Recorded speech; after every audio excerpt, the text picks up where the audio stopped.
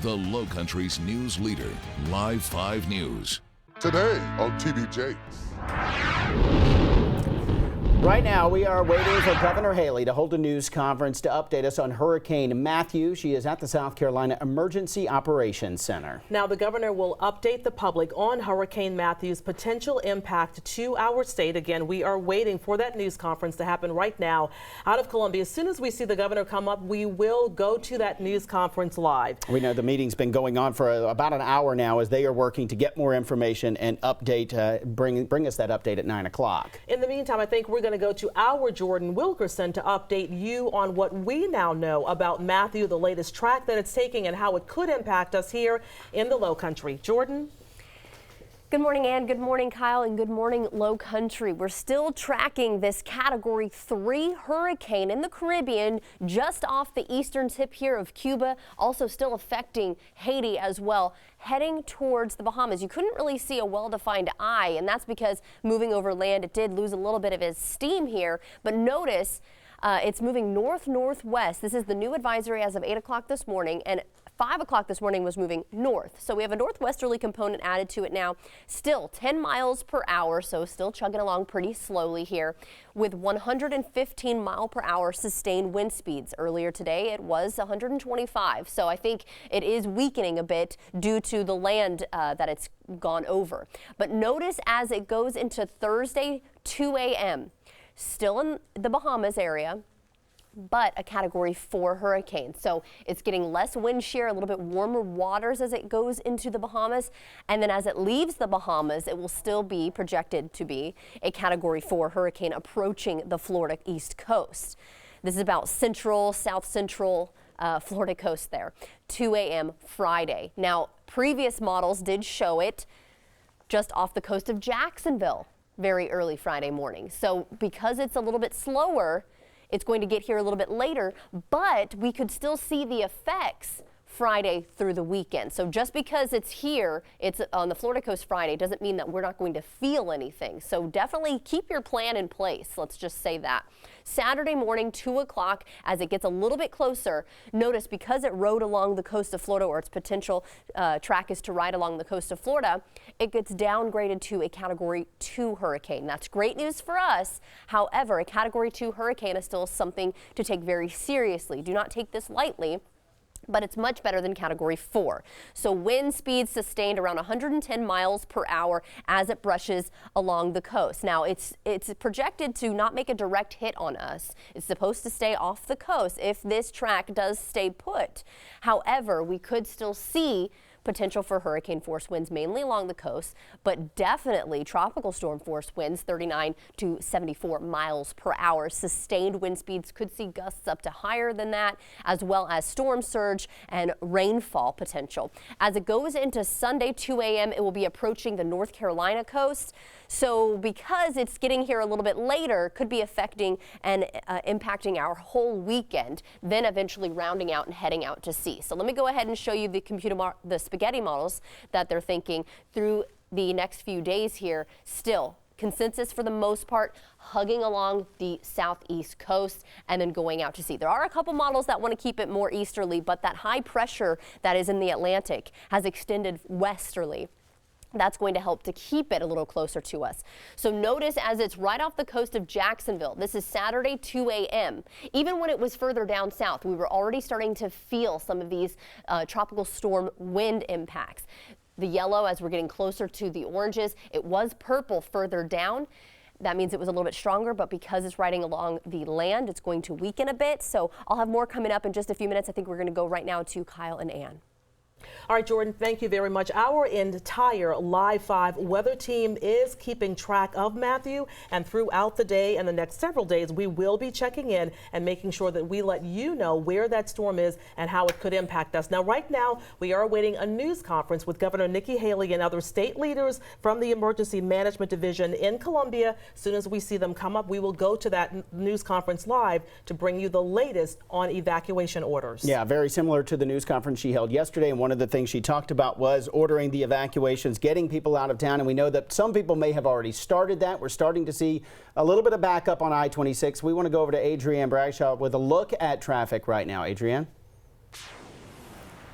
Good morning, Ann. Good morning, Kyle. Yes, we are seeing some issues along I-26 on the roadway and also now here heading towards Summerville. That's where we're seeing the biggest backup. I want to zoom in and show you just how slow these speeds are. We're seeing about a 5-mile backup. Again, that's the westbound lane coming out of downtown Charleston heading into Summerville. And we're also seeing a stalled car here that could be causing some issues. And that's right around mile marker 205 University Boulevard. So again, these speeds are slow. I-26 is the biggest issue in Summerville. If you're planning on evacuating this morning, you're planning on heading out of town, this is the best time to do it while we're still seeing some quick speeds along 526 and certain areas of I-26. And now we're going to show you a live look. Look at this, I-26 Royal Road, major backup here, and that's going to take you quite some time if you were trying to get out of Charleston, heading into Summerville, going to Columbia as well. Saw there that we're seeing some slower speeds in Columbia right now with so many people are heading that way, also to Greenville, heading to North Carolina to try and avoid Hurricane Matthew. So definitely stay with us all morning long, and I have more details for you on this backup and more in just a few minutes. All right, Adrienne, thank you very much. And as people decide to evacuate, we know that the roads will be busy, and some places in the Lowcountry officials are telling folks they need to get out right now. Yeah, absolutely. And Edisto, they made no bones about it. They wanted people to start making plans to get out of town. And Aaron Maben has been live there all morning long, where they were going door to door to try and tell people time to move, time to get out. Kyle, they have done that again today. Now that daylight is here, they're going to start going door to door again. That's according to the chief of police. He made that announcement yesterday telling people that they'll need to evacuate. It appears that they are listening. We have seen a lot of cars coming down Palmetto Boulevard here. You can see one going that way, people stocking up on groceries, both at this Bilo here and then also at this Horizon gas station. People are listening. We have seen hundreds of people leaving vacation homes. We spoke to a family from West Virginia who was leaving, kind of disappointed, but they know that their safety comes first. Also, a mother of 4 children. She said she has had trouble packing, but realized that she does not need to stress about the material things, but her children. So she put those in her car. We will say here on Edisto, that's the latest. Back to you in the studio. All right, Aaron Maben, thank you for that report live on Edisto there, where, again, they were encouraging everyone to go ahead and make their preparations and make the plan and get out of town if they can. We are awaiting a news conference right now with the governor. Now, we see that some folks are already there up at the lectern waiting for her to come out as well. As soon as we see the governor come out, then we will take that news conference from Columbia live for you. The governor will update us with the latest plans that the state has come up with for evacuations to keep people safe. In the meantime, we want to let you know that starting at 3 o'clock today, the Highway Patrol and the South Carolina Department of Transportation will start reversing the lanes along I-26. And that means the eastbound lanes of I-26 will reverse, and starting with the merge at 526. We're also told that more than 3,700 officers and troopers will be out on the road, and they will have comfort stations set up. Now, of course, that is designed to alleviate some of what we're seeing here, a little bit of slowdown with all of the traffic headed on the eastbound lanes, or on the westbound lanes, I should say. Ultimately, once the lanes are reversed, all traffic would be flowing westbound. Now, the governor told us yesterday that she could make a decision this morning to reverse those lanes even earlier than 3 o'clock this afternoon. Again, we are just moments away from hearing her latest plan. We're waiting that news conference this morning in Columbia. So as soon as she gives us the latest information, we will definitely be passing it along to you. Another thing to keep in mind is your evacuation zone and the evacuation route that you would be encouraged to take. Now, we've made this easy for you to find. You can go to our website, live5news.com. In fact, most of the information about Hurricane Matthew right there on our front page. You just click on that story. It says it. Look here, evacuation routes and zones and transportation. Click on that and you can find out more information about your particular zone, the evacuation route you need to take, and also information at the very bottom of that story about transportation opportunities for people in case you're not able to evacuate yourself. And to help protect your home, sandbags will be available in the Lowcountry this morning. Bags will be available to pick up in North Charleston, Charleston, Moncks Corner, Latson, and James Island. And to find out the exact locations and where you can go, all you have to do is head to our website, live5news.com. Look for the story on our homepage. We have that page packed with information that you need to know concerning school closings, business closings, and again, the newest information that will be coming out of the governor's office this morning.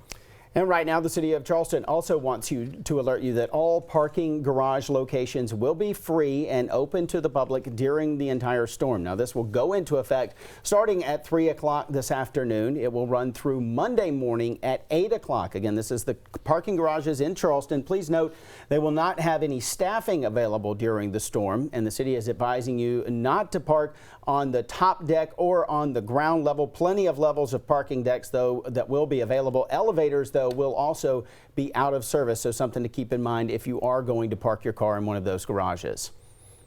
And you can stay up to date on Hurricane Matthew as the storm approaches by downloading our Live 5 weather app. And we will keep you updated throughout the next several hours and the next few days as Matthew pushes its way up the East Coast. We will also alert you to any possible potential watches or warnings as they come in. That app has a brand new update, so you can get that update right now. All you have to do is go to your app store. It is absolutely free.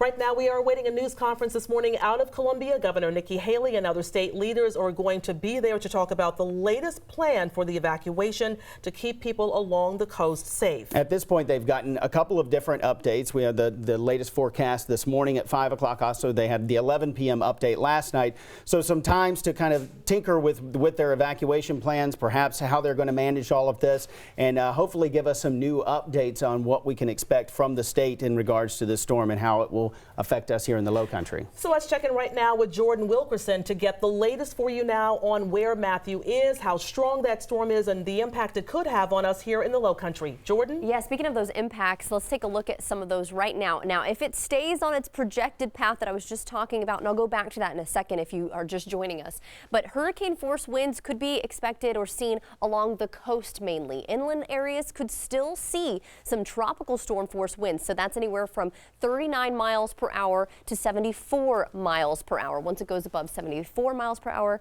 that's when we start to get that hurricane force winds. Now, heavy surf, beach erosion, not a great time to be out in the waters. I mean, if people are evacuating, living along the coast, probably not the best time to go out in the waters, right? So surfers, I'm just letting you know, it's not the best time.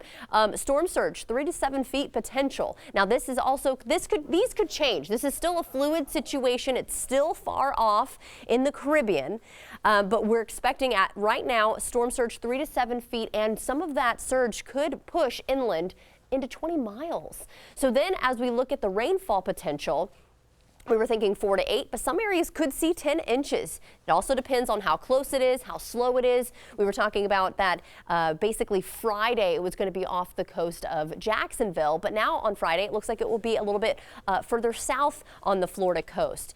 So it all depends on how fast it's tracking. If it gets really slow and it just keeps dumping a bunch of rain in a short amount of time, we could be dealing with flash floods as well. Now, I do want to give you a little bit of a day planner for today because I know a lot of people are heading out on the roadways. So let me show you what we're dealing with in terms of our forecast for today. Temperatures will be warming to the mid to upper 70s depending on where you are. We have lots of cloud cover out there to keep us a little on the cooler side. Notice a 20% chance for a shower. So overall, it's a great day to get that drive started. If you plan on staying, they've been saying it's at your own risk type situation, mainly along the coast, of course. But if you do leave, they expect or they suggest that you leave 100 miles inland, basically, at least. But this is what you can expect in terms of the weather for today. So a great day to get out on the roads. Again, the earlier you go, the better it will be because more people are going to get out on the roadways later on as the day continues and even into tomorrow. Now, this is where Hurricane Matthew is currently. We're seeing just eastern part of Cuba here. And it looks like the eye wall might be re-strengthening here, but earlier we weren't really seeing a well-defined eye wall because as it was pushing over land, it started to weaken a little bit. So let's show you. Right now, it is still a Category 3 hurricane, so a major hurricane. It is moving north-northwest at 10 miles per hour with 115 mile per hour wind speeds. So for the 5 a.m. advisory, it was a little stronger at 125. So that has gone down ever so slightly, but don't let it fool you because as it continues to chug along into the Bahamas, where there's less wind shear, a little bit warmer temperatures, sea surface temperatures, we're going to be seeing it upgrade into a Category 4 storm as it continues to push along. So that's 130 mile per hour wind speeds. Now, it will continue to head towards the Florida coast Friday 2 a.m. as a Category 4 hurricane again, riding along the Florida coast or just outside that coast there. Thankfully, it will start to weaken once again because of the land. So it is going to be, and some wind shear. It's going to be now a Category 2 hurricane as it's approaching our coast. We're not expecting a direct hit by any means at this point. However, as it rides along the coast, still going to be bringing in a good amount of rain, excuse me, a good amount of wind. And we could still see, of course, the surf is just going to be bad. I mean, we have a moderate risk for rip currents today, and that will probably continue to go up as days go on and we get closer to this. But even as it's along the Florida coast, it will still be affecting us in terms of wind and the coastal disturbances. But thankfully, it will start to head out to sea. Computer models, for the most part, are in consensus with this track that most of them want to hug the Florida coast. A little bit further east here from us, not as close as it is in Florida here, but we'll have to continue to watch that because, of course, the further east it is, a little bit better it would be for us, but we will still feel the impact. So just because it moves a little far to the east here doesn't mean that we won't feel anything. So we'll continue to track that for you. Notice it was a little more orange and pink and purple as it was down on the Florida coast, but it's going to lose a little bit of steam as it moves up the coast. So as it's off the coast of Jacksonville here, this is about Saturday 2 a.m. when they give the advisory, we're already feeling it. We're feeling it even before that. So this is the tropical storm force winds. Let me take you into Saturday at 1:30 in the afternoon when it's just off of our coast. Now, this is if the track stays put. Again, weather is a fluid situation. We'll get the next update at 11 o'clock here. So we'll continue to update you. But notice as we continue to go through into our Sunday, things get a little bit better, but we're still feeling it. So feeling the effects basically Friday through Sunday, could even start to feel a little bit tomorrow. We'll continue to update you, but now we want to get a check of the roadways with Adrienne. All right, thanks, Jordan. Yeah, we're taking a look outside now, and you're seeing this red spot here heading into Somerville. That's I-26 westbound. Let's zoom in. I want to show you what's going on. We are seeing about a 5-mile backup here. People are coming out of Charleston, out of downtown Charleston, heading up towards Somerville, all the way up to Columbia. So that's why you're seeing a lot of this traffic in those slow speeds. Here's a live look right now. I-26 Royal Road, that's in Somerville, and that westbound lane, again, very, very backed up. So people are starting to evacuate. If you want to leave town, if you're planning on heading towards Columbia, Greenville, North Carolina, do that now. Pack your bags, get your family together, because it's only going to get more crowded on the roadways as the morning progresses into the early afternoon. And taking a look here, I-26, Somerville as well, near North Main Street, we are seeing a backup in this area. Traffic is moving, but not very much at this moment. So again, we're going to see that continue. Let's check out these drive times. I-26 westbound is as expected from downtown to Somerville, 33 minutes, looking at about 36 miles per hour. That's how slow that traffic is in that area. And of course, eastbound Somerville to downtown, we're at 19 minutes there. Please be safe as you head out on the roads. All right, we've got a lot of new information that is just coming into our Live 5 newsroom, and we are also awaiting the governor's news conference. We do see Governor Nikki Haley now standing in front of the microphones. So we're going to go ahead to Columbia right now and listen in.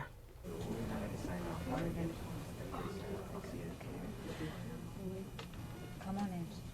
If you don't mind getting on the other side.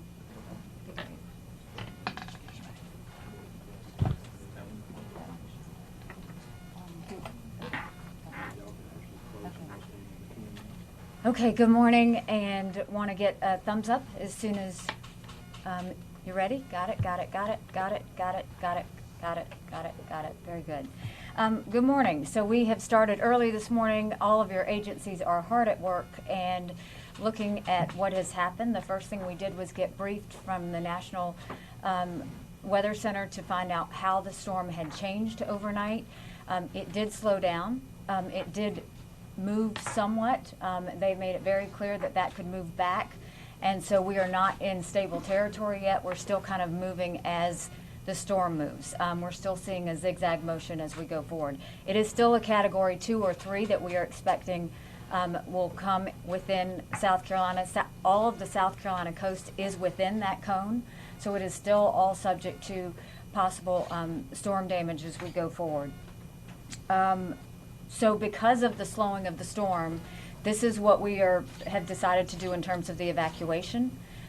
The greater Charleston area, greater Charleston County area, and the greater Beaufort County area will go on with the evacuation at 3 o'clock. That will include the lane reversals of I-26. The other counties, Georgetown and Horry County, we are going to move the evacuation to tomorrow morning. So that's the change that we made going forward, so that we can go ahead and start the evacuation at 3 o'clock. I can tell you that National Guard's already mobilized. We have 700 traffic control points along the interstate. You'll see lots of law enforcement officers as well as guardsmen. We will have the comfort stations, which will have the bathrooms as well as water should anybody need it as they go through the evacuation. We are in the process. We have about 315 buses that are coming from Greenville as we speak to be in North Charleston at noon. They will be picking up Charleston residents and taking them to Greenville. And then I know that there's a lot of people who are trying to move and get into hotels. What we are seeing is that the hotels in the Midlands are booked for one reason or the other, whether it was the game or whether it was this is where they wanted to find. If you are looking for a hotel, we'd recommend you go online, Airbnb or Expedia, to find out what's open. There's plenty open in the upstate area still. Greenville, Spartanburg, there's a lot open. There's sporadic open in the low country, but the Midlands does seem to be pretty full at this point. With that, I think we are, I'm going to go ahead and open it up for questions and let you know that we will be having another press conference this afternoon just to give you an update on traffic and an update on everything else going forward. So I will open it up to any questions you may have or for anyone else. Governor, what federal assets do you guys have in place at this time, and what's the situation status of those federal assets? Well, we've already asked for the federal assets. I think the main thing would be the helicopters. General, do you want to? Yes, ma'am. We're not employing any federal assets at this time, but we do have a tie out to federal and EMAC assets from our neighboring states, especially Tennessee, Kentucky, and Louisiana. So we're well positioned there. All of the liaison officers are on board right now here at the Emergency Operations Center, so we're prepared to draw anything that we may need. And any problems with gas supplies, gas lines, outages, shortages? So we did see some, Dukes, if you don't mind, we did see, I know that there were some outages yesterday. Those are in our smaller gas stations, because a lot of what happens is when you do an evacuation, the smaller tanks, they can only hold so much. I think the bigger gas stations are still doing well. Dukes, do you have anything you want to add to that? The gas supply is good. The stations are running out of gas intermittently. It's a matter of getting those the carriers to the terminal and refilling. But we're hearing of no shortage of the gas supply. Right. Any other questions? Are you planning on doing any sort of executive order to prevent price gouging? So we've already done that, and we are keeping an eye on that, and then we are also working with the Attorney General on the price gouging. Have there been any reports of price gouging at this point? You know, I've seen a couple of things on social media, none exact yet, but I mean, we will have people out on the roads checking that just to make sure. And we would ask that anyone that does see any sort of price gouging going on, that they contact, whether it be EMD, and let us know, and then we'll go from there. I don't know if this is for you or maybe one of the Highway Patrol. Does staggering the evacuation make it easier because it's not all going on at the same time, or does it make it harder because you're having to concentrate here and then move here? No, we're very comfortable with the phasing in that we're doing. What we're trying to do is actually, because the storm changed, we are changing with the storm, and I think that's very important that we just make sure that we do it in phases as we see that change. Beaufort and Charleston definitely need to go ahead and plan on evacuating at 3, but we saw that because the storm had slowed down, we can move that evacuation for Georgetown and Horry to tomorrow morning. Should that make the roads a little less crowded maybe? I think, you know, whereas I saw a lot of reports where 1 million people being evacuated, you're looking now about 250,000 is what we're looking at in terms of evacuations, and that does not count tourists. So that's today 250,000 and then tomorrow would be a different number. I think that's right. Is that right? Yes, ma'am. Yes, that is right. Any other questions? Will any lane reversals continue until this is over? Yes, so the lane reversals will start at 3 o'clock today. They're going to go ahead and start prepping for that. And then, Director, if you want to go ahead and talk a little bit about that. Thank you, Governor. Yes, the lane reversal is set for 3 p.m. this evening on the I-26 corridor going from Charleston to the Columbia area. And once we implement the lane reversal, they will run continuously. So nobody can get into trouble? Oh yeah, there are other options. One, if coming out of Columbia, you could take US 321 to Orangeburg, to US 178 to Somerville, to US 78 into Charleston. That's one of other options. And that again was the reason that we wanted to focus on clearing out the Midlands, is because when you have those numbers coming through, we want to make sure we have as many people off the road as we can so that everybody can get through to their evacuation style. Do we know if there will be any shelters opening? So what we have done, so we've got the Emergency Management Division website that I'd like to go through with you. If you go to www.scemd.org, this is what you're going to see. You're going to want to click on Hurricane Matthew, and then you will see all of these things in this area. The Know Your Zone is very important, because if you are coming from any area, if you go and hit Know Your Zone, you put in your address, it will tell you exactly what your evacuation route is so that you know what you need to do. Also, the other part of that is it will list the shelters. We have shelters already ready to be staffed. So as soon as the North Charleston buses start hitting Greenville, we'll have 3 shelters up. I'm going to ask Director Alford if she wants to add any more to that. Yes, we'll begin that process at 1 p.m. today for anyone that wants to relocate to shelters in the upstate from the Charleston area or the Low Country.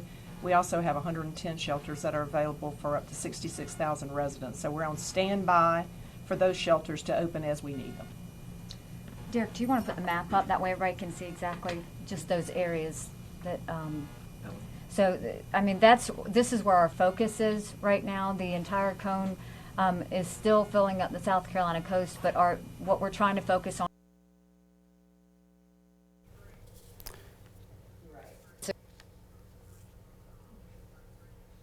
each other, and I think we saw that last night. So that's going to be very helpful in the evacuation today. We ask everybody to please be safe. And for those of you that are wondering whether you should leave or not, I again will tell you that if you do not leave, you are putting a law enforcement officer or a National Guardsman's life on the line when they have to go back and get you.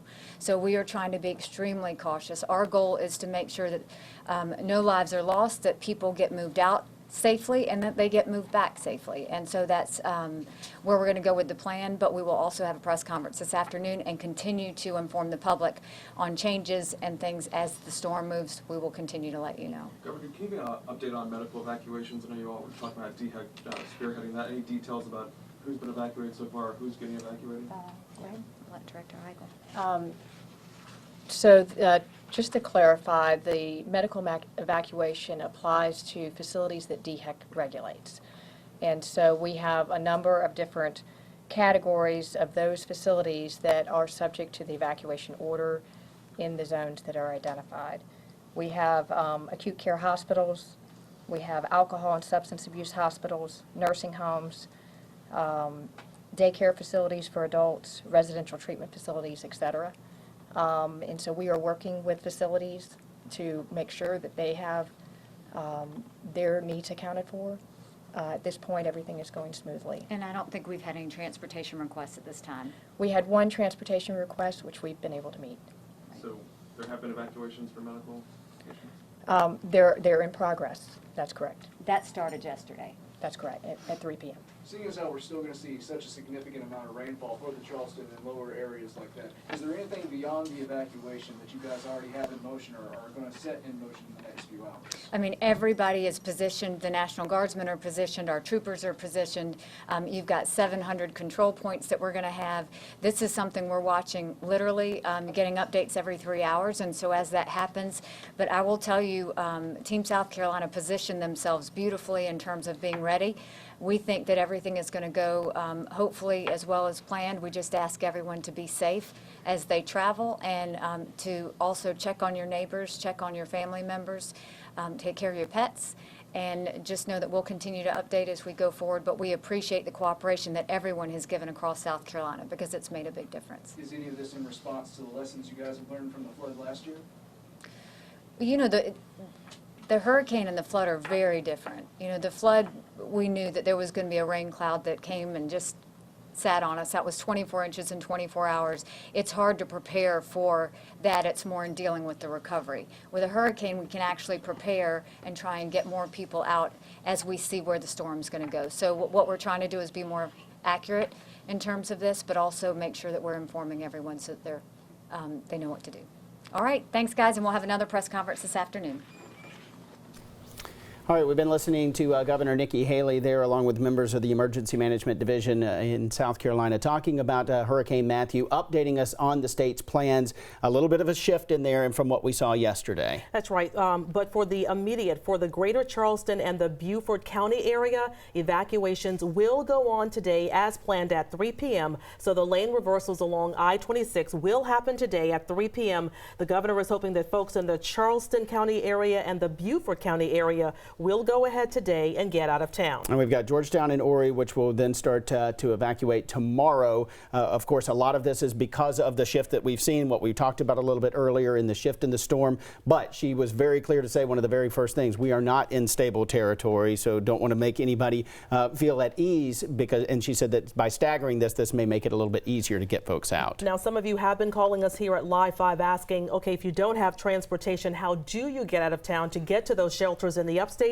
The governor says that buses, school buses, will be coming from the Greenville area here to North Charleston. Those buses should arrive at noon today, and they will be ready to take people to shelters up in the upstate. Those shelters will be ready to take in folks as early as 1 o'clock this afternoon, and you can find information on our website as to where you can find those locations where the buses will be picking you up. 315 buses coming from Greenville, so definitely a mass operation there, and they said that 110 shelters in the state are prepared and will open as needed as we start to see people both evacuating from our area and then as the storm continues to get closer as well. Now, the governor says she has mobilized the National Guard. There are 700 traffic points, those comfort stations that she talked about earlier. That's so if you do get on the road, if traffic is thick, you will be able to pull off the road, use the restroom, get some water so that you can continue on your journey out of town, because she wants us to evacuate the coast. She says better safe than sorry. And another thing, of course, if people are heading out of town, getting accommodations, one of the things that we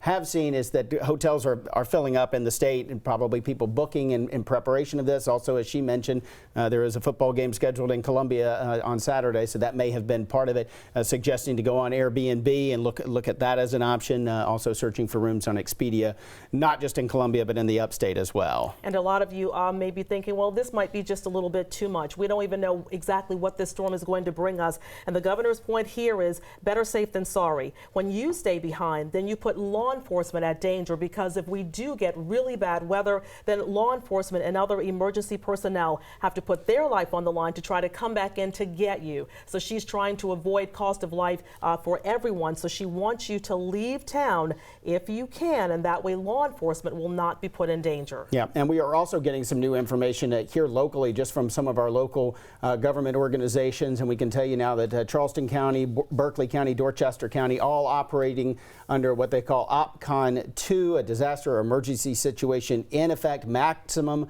preparedness threat, full activation of all resources. Again, in Charleston, Dorchester, Berkeley County, all going into effect at 8 o'clock this morning, and something that we expected to see as we get closer to this. And we just got word just before the governor's news conference started that Dorchester County Council will have an emergency county council meeting. That's going to start about 25 minutes from now at 10 o'clock this morning. That's going to be in the Somerville location. So Dorchester County Council has an emergency meeting starting this morning at 10 o'clock to discuss plans to keep residents in Dorchester County safe. And when we're talking about evacuations, for those folks who are going to be here, one of the other questions has been about sandbags. We got an update from Charleston Fire that they are out of sandbags at the Bees Ferry fire location. That was one of the places that Charleston was handing out sandbags, but they say now you'll have to go to the public service area on Milford Street to pick up sandbags. So that's just an update there from Charleston County and from the city of Charleston.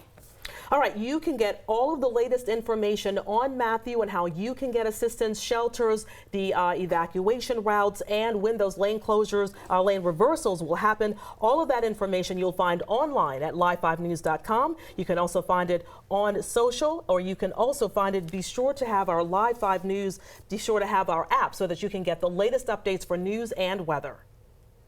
And we will, of course, have you have another update coming up here on Live 5 News at noon. For Ann Miguel, I'm Kyle Jordan. Stay safe out there, everyone.